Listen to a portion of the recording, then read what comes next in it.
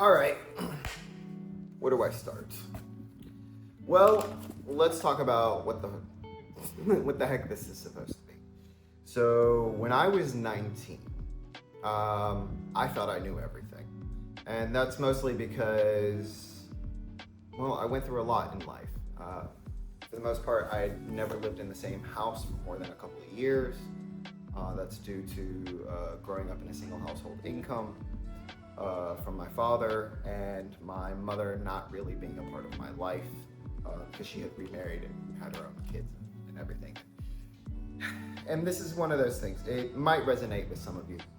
And for others, it might be one of those things where you're like, oh, I don't want to watch this. I don't want to listen to this. I don't want to see the world for what it is, that it's messy and cruel and just all over the place. So I don't know how much I'm going to dig into my past or how much I'm going to dig into the things that I went through, the trauma, and how I overcame it. I probably should, though, because I'm sure there are some people out there who would like to know, like, well, if you go through that much and you haven't killed yourself yet, or you haven't, or as they say, you haven't unalived yourself, well, how do you stay resilient? Well, I'll tell you, one of the ways is journaling. Journaling to me has been my saving grace. Secondly would be reading. Now, as you can see, most of my books are packed up, and that's because I was supposed to be gone about a month ago. But things kind of took a turn, and without getting too much into my personal life, let's just say the majority of my books are in one country, a good portion of my books are in another country, and I have some books left here, and that brings us to this. This is my, I guess you could call it a journal in a sense. Book that I had started writing when I was about 18, 19 years old. As if you've been on my channel, you know it covers a lot of different topics, from religion and government and entertainment and health and men and women and miscellaneous and people. And I feel like the reason I separated men and women and people is because there are differences in the genders, but there are also similarities. And I feel like the human condition is something that we kind of all go through. Now, how we end up coping or what our advantages or disadvantages, that's something, well, why I wanted to start this video series. Because I feel like so much of what is out there has put people in like this echo bubble that it's all about views, right? So, and then you have business and education and things like that. So, if I wrote this when I was 19, and here's proof of,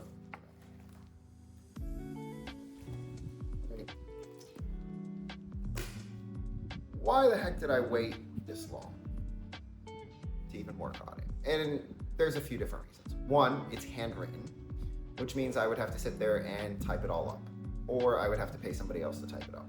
And not gonna lie, I tried that. And on multiple occasions, people have been like, oh God, your handwriting is atrocious. Oh God, blah, blah, blah, blah. This is gonna take so much. So the only time I found anybody who was actually willing to go through it, the amount of money they wanted was ridiculous. And considering this is a self-published book, first of all. Second of all, I have no intent of selling it. My goal has never been to actually sell it. My goal has always been to just kind of like put it out there. There's another book that I wrote, it's packed away, and it's, you know, like basically travel advice for people and how to, you know, actually live abroad, and how I'm kind of fed up with the excuses that people use, especially if you're from a first world, or what would be considered a first world country, or a country that has a good passport. You have no excuse. You have no justification for why you're still in your small town unless that's where you want to be. So then don't justify it through, these, oh, well, I don't have the financial capability, or I don't have the time off, or I don't have this, or I don't. No, just say the truth. I'm content. I'm happy. It's okay. It's okay. You don't need to feel guilty for being happy as long as you're not harming anyone else.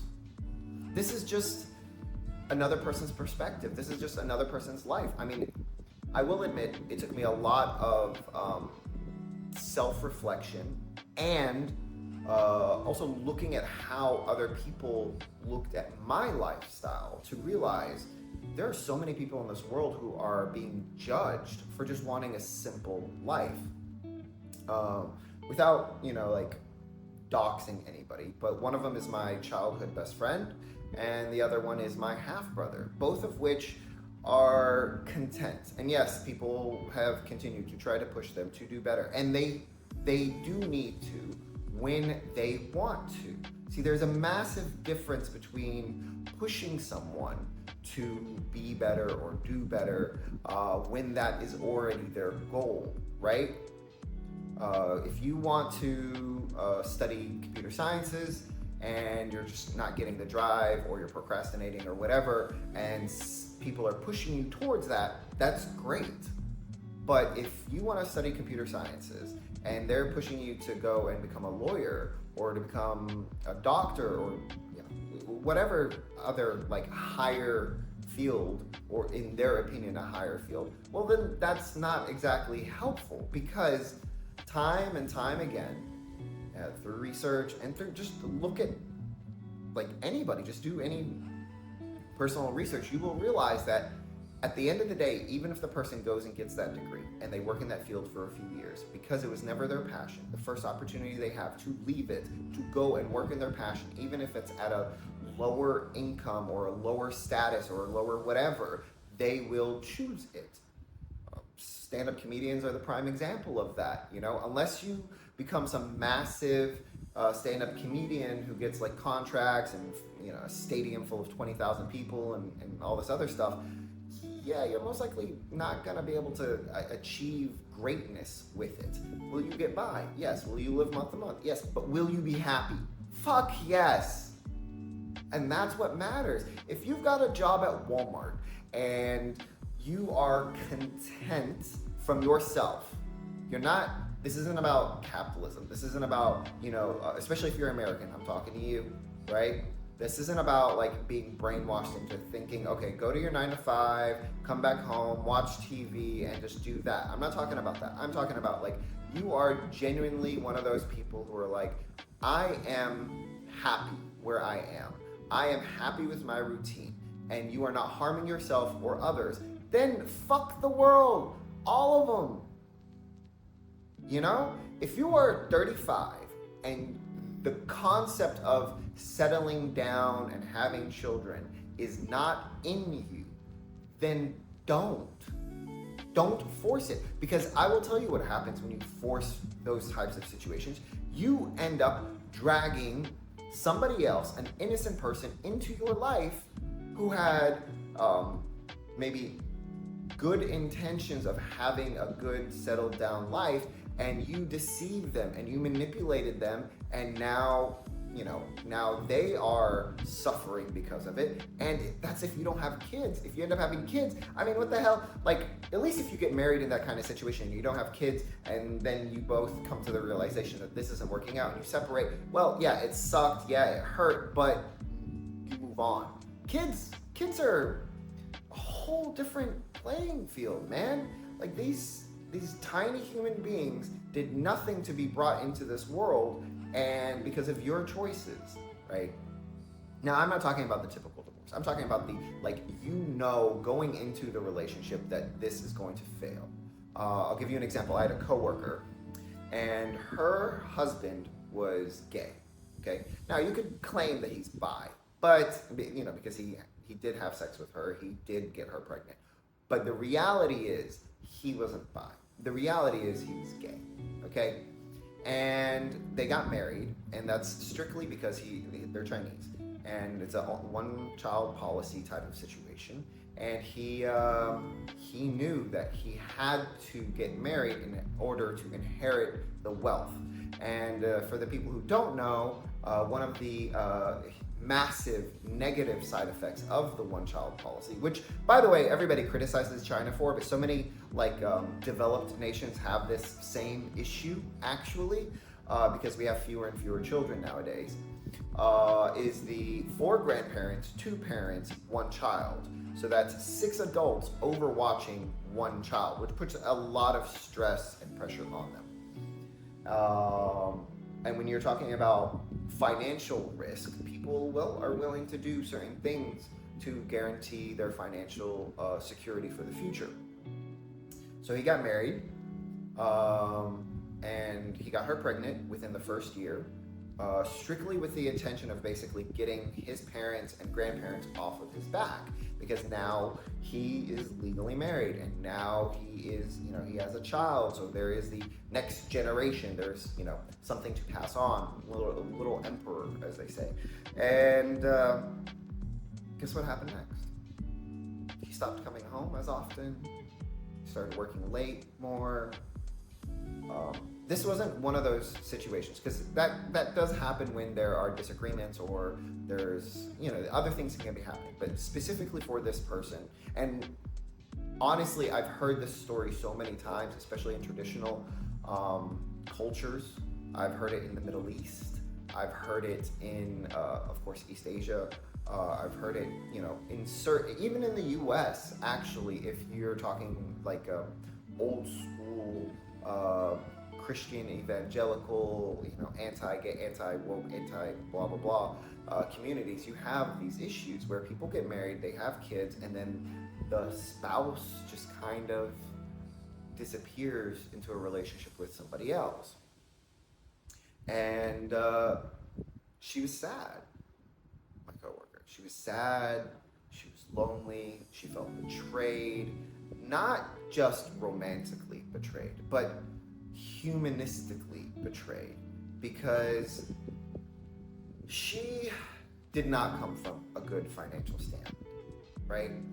Her family is not capable of taking care of her, is not capable of taking care of the child, and honestly, I feel like in hindsight of her situation, that she realized that was his whole point. His whole point was to achieve his goal and step away. And now he has. And she can't do anything about it because she does not have the financial standing.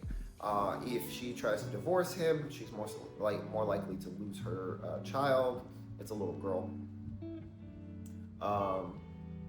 She's most likely to lose her status in life because, well, what is she going to do? Go back to her family home? And, there are people out there who will say, yeah, go, do what's best for you, blah, blah, blah, all this other stuff. And I do believe there are people who can handle that. There are people who can just be like, you know what, I'm getting out of this toxic relationship. I'm getting out of this, this false relationship, and I'm going to move on with my life.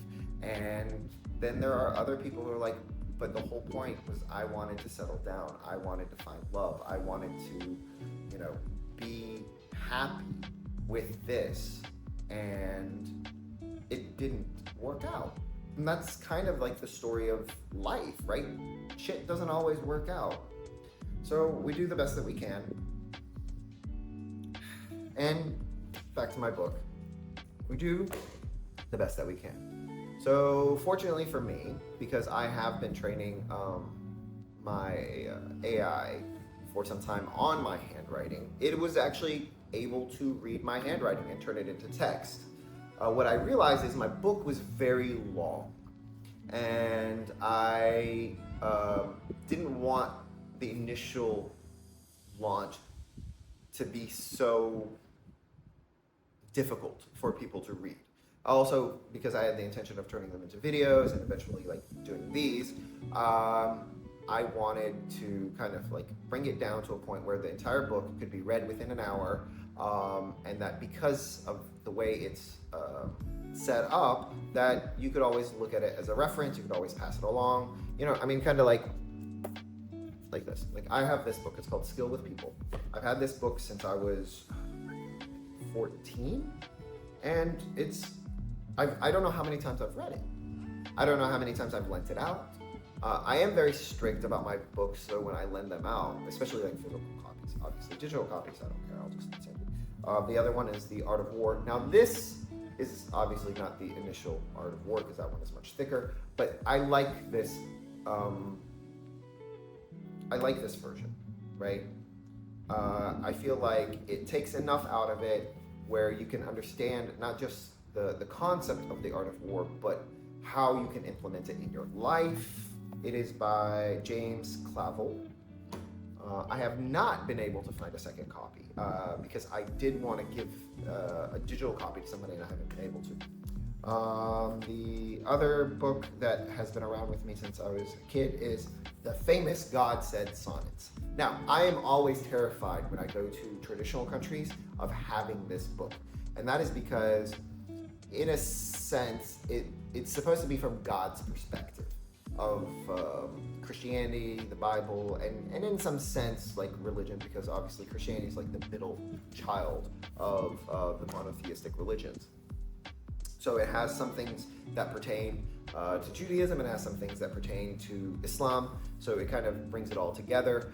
It is not, as most people who look at the book at first, meant to degrade or diminish in the value of God or God in your life. What it is meant to do is for us to take a humanistic look at if God was really so great and so amazing, right? Then where is all of this suffering from? Oh yes, that's right, humans, we are the problem, right? And having read these books growing up, and my other one, which I do not have with me, and I cannot believe I sent it to the US, which is How to Be Your Own Best Friend. It is also a very thin book. I wouldn't say it could be read in an hour. Maybe if you were rereading it, you could read it in an hour or two.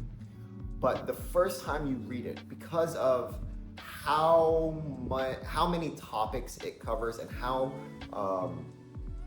it can affect you and how much it asks you to ask yourself questions, because it's written in a conversational method where it's like it has one person who's like basically interviewing another person, and it makes you reflect and introspective and all these different things that it can be a difficult read the first time around, especially if you're not somebody who has reflected or had the opportunity to reflect. And that's one of those things. Like a lot of times because I work in education, a lot of times we don't take certain factors into account when we're talking about young people, right? Be it kids, teenagers, young adults, whatever. Sometimes people just haven't had the opportunity to just sit there in silence, without distractions, without anything, to just be like, who am I? What do I actually like? It's kind of like the basic question of like, what's your favorite color? And some people are like pink, some people are blue, gray, black, whatever, all these different things. Okay, great. Follow-up question, why? Right? And some people have a very quick answer. Oh, well, because it's a pretty color. Oh, because it makes me happy. Oh, because, okay, that's simple. Let's dig deeper. Can you give me 1 to 2 paragraphs explaining why that is your favorite color? What is it in your childhood, or what is it that it represents in your life, or what is it in your possessions that gives you that feeling of this is my favorite color? And I feel like that's where a lot of people have issues. And that's one of the reasons I wrote this book, is because I was like, okay, I have all of these feelings, I have all of this knowledge, I have all of this experience. Why can't I explain it? Well, shit, let's put a pen to paper and explain it. Let's work on it. Let's do it. And so I started doing, my journaling and my writing and things like that. I have not really added to it in years. I probably should have. I probably should have updated it. But I felt like when the time comes, I want it to be genuine. I want it to be an actual reflection of 19-year-old me. And in doing so, being a time capsule so that I can, at an older age, look at it and be like, either, wow, that's very profound, that's very mature, or the other side, obviously, oh my God, I was such a dumbass, I can't believe I thought like that, right? And after reading the full set, not the set that is published, not the one that you'll see in the link and stuff, the full set, I would say 90 to 95% of it unchanged, right? And that's not because I haven't changed, it's because these thoughts are foundations. And typically, when you have a foundation, even if you scrap the top layer, it's like a house. Okay, well, your roof has got a leak. You're not gonna tear down the whole house, you just repair the roof, right? Oh, well, a car ran into your damn house and now you have a giant hole in your living room, right? You're still not gonna tear down the foundations. You might have to tear out a wall, even if you have to flatten it, the cement foundation will still exist. Because it is extremely, extremely, extremely rare that A, you need to tear up the foundation, B, that it's even healthy to tear up the foundation, because any psychologist or therapist will tell you that it is better to fix the cracks, right? Make sure the foundation is stable and build back up from there, all right? Because you don't have a second life to start a new foundation from. There are people who have felt that, the trauma or whatever they have gone through in life is to the point that the foundation itself is corrupted and it's falling apart and that there is no way to stabilize it. Now, I need to be very clear. That feeling and the truth of it are two very different things, right? It's just like suicide, okay? The truth of why you want to take this action and the feeling of why you want to take this action are not always in line, okay? I'm neither for nor against, and that is not the topic. I'll probably have to edit, some of this out, mute it out so that YouTube doesn't flag it or whatever. But that's where we are right now. So, last thing before I go, I put up one of my old photos in ChatGPT for it to turn into something like this. And I know it doesn't look 100% like me, I'll be honest with you, but I was considering making it into an avatar rather than showing my actual face. I don't know, we'll think about it. And then why did I title the book, For the Not So Good Boys and Girls? Well, it's because a lot of this challenges the norm. With the people that it resonates with, they'll be like, that's obviously how it is. And with the people it doesn't, or the people that it challenges their beliefs, they will, So this is more for them. This is for the people who need to be challenged, or for the people who want to feel like their energy resonates elsewhere, or if they're just curious what the other side is like. Because sometimes before you make your decision into what you want in life, you have to be like, okay, why is it that I see the grass is greener on the other side? Why is it that I feel like that side is having so much more fun? I had a student, 100 on everything. Math, science, language. Honestly, he was reading at such a higher level, his math was at such a higher level that if it was possible to give him higher than 100, I would. As the joke said, there are two kids talking, and one of them said, "Man, I didn't even study, and I got a 97. What'd you get?" And his friend said, "I got 100. And he's like, man, that's only a 3-point difference. And he said, "No, there is a difference.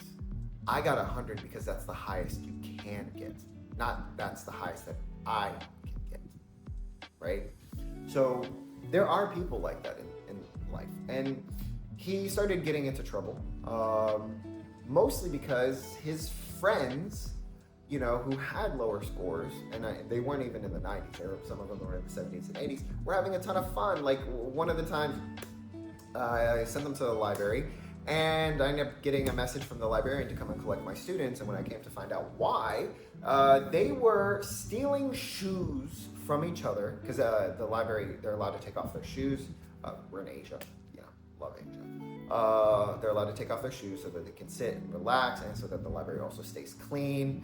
And they were stealing each other's shoes, and then to prevent the other person from getting them, they were throwing them. So on the surface, it appeared like they were throwing shoes at each other, but the reality is they were, anyways, either way, bad behavior. So I had to come and collect. And one of the students who was a part of that was this top tier student. And I wanted to say I was disappointed, but instead I said, I get it. They're having fun, and you just wanted to be a part of it. I also expect you to take advantage of the time that I gave you at the library, because you have the capability of being more. You have the capability of being greater. You will surpass them, not just now, but in almost every stage of your life. So if you expect better out of yourself, then I expect better out of you. But if this is okay for you, and you want to end up being like them, in trouble every single week, and then your academics drop, and everything kind of just falls apart, honestly, that's up to you. But I need to know the truth. So I'm gonna give you homework, and it was a Friday. I want you to reflect on this. I want you to write about it. I need at least 2 to 3 paragraphs. And let me know, because that's how I'll treat you going forward.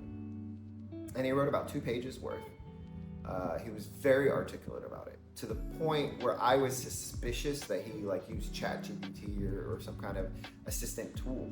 And so I highlighted some key vocabulary from there.